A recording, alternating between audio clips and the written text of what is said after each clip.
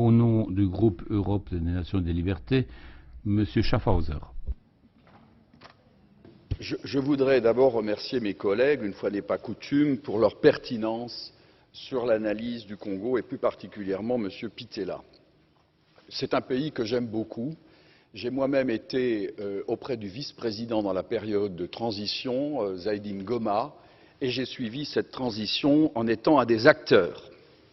La difficulté du Congo RDC, c'est sa richesse. Puis-je rappeler que Laurent-Désiré Kabila était allé chercher, on est allé le chercher parce que l'Ouganda et le Rwanda avaient décidé, sur ordre d'une puissance extérieure, je peux donner des précisions, d'envahir le pays.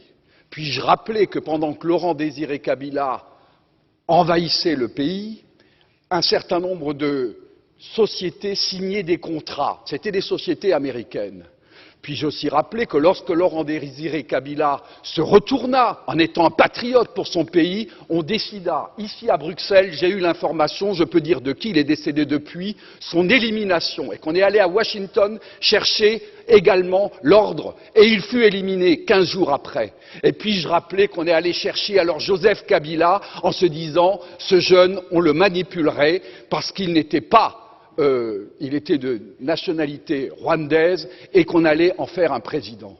Tout ceci est de la manipulation. Ce qu'il faut pour la République démocratique du Congo, c'est une souveraineté retrouvée, une armée qui se batte effectivement, une MONUSCO qui est au service de la paix et qu'on arrête les prédateurs qui sont liés au crime organisé et avec des États hypocrites liés à des multinationales. Je vous remercie.